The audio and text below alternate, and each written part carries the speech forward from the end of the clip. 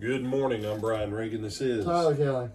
And this morning we move into Proverbs 31 verses 10 through 24. Who can find a virtuous wife? For her worth is far above rubies. The heart of her husband safely trusts her, so he will have no lack of gain.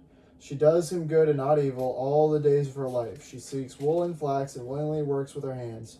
She is like the merchant ships. She brings her food from afar. She also rises while it is yet night and provides food for her household and a portion for her maidservants. She considers a field and buys it. From her profits she plants a vineyard. She girds herself with strength and strengthens her arms. She perceives that her merchandise is good, and her lamp does not go out by night. She stretches out her hands to the distaff, and to her hand holds the spindle. She extends her hand to the poor. Yes, she reaches out her hands to the needy. She is not afraid of snow for her household, for all her household is clothed with scarlet. She makes tapestry for herself. Her clothing is fine linen and purple. Her husband is known in the gates, wherein he sits among the elders of the land. She makes linen garments and sells them, and supplies sashes for the merchants.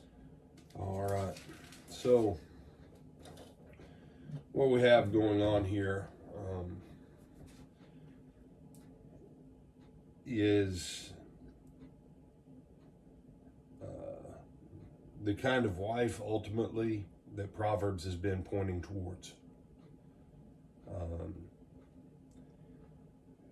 She is worth more than jewels, because by what she brings to the equation in the marriage, she's able to increase the financial and wealth power of the family, so that yes, she herself is worth more than the precious things in her house, because she's a big part of why she and her husband are able to have those kinds of things. In her husband being able to trust her and not having lack of gain, this is how she does him good and not harm. This is how she does him good and not harm. Now, some people will say, oh, this is sexist. You know, it's a funny thing. Since the, quote, women's revolution, the women's liberation in the 60s, anytime you start holding up a standard like this about successful women, if you're a man, then women get mad and they go, you're being sexist. But then if you say, well, you know, if a woman wants to stay, you're being sexist.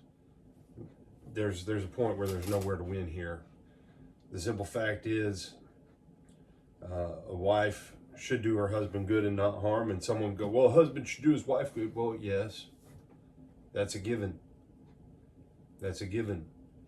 But this is a book of Proverbs, that if you marry poorly as a man,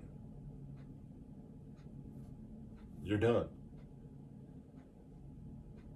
Say, well, what if a woman marries poorly? Yeah, that's kind of the point here. She buys and sells. She trades.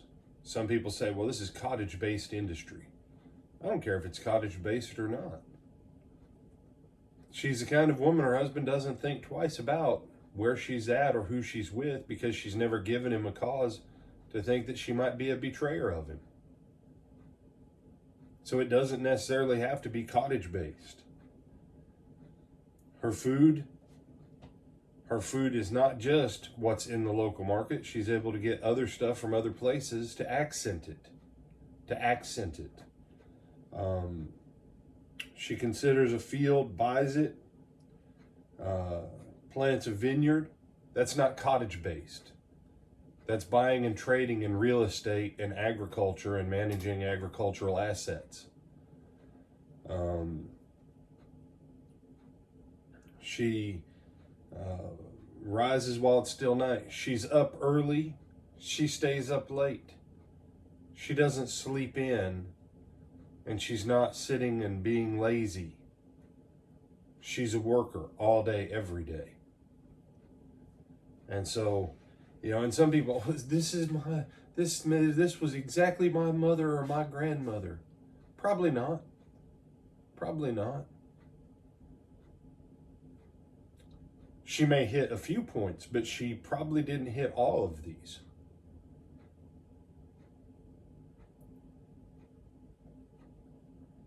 You know? Now, some people be mad about that.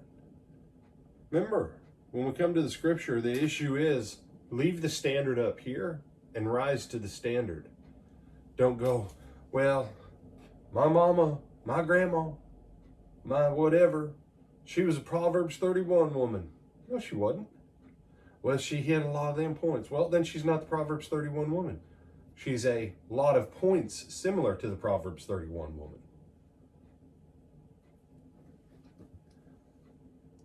This woman is capable enough that her husband's able to do other things in the gates of the city with the elders of the land. Gates of the city means in the places of politics and commerce. He's able to function in other realms because she's taking care of all these other things. And again, he doesn't have to think twice about it because she does get up early. She does stay up late. The children are squared away. Her servants are squared away. She's able to manage multiple businesses and still take care of everything in her home. Some of you who are old enough remember the old commercials from the late 70s, early 80s. You know, she can bring home the bacon, fry it up in a pan, and never let you forget you're a man. Anjali was a perfume advertisement. You know, lady had frying pan with bacon cooking in it, you know, and money, success from her business. And then, you know, she gave big hug, kiss, whatever to her man, right?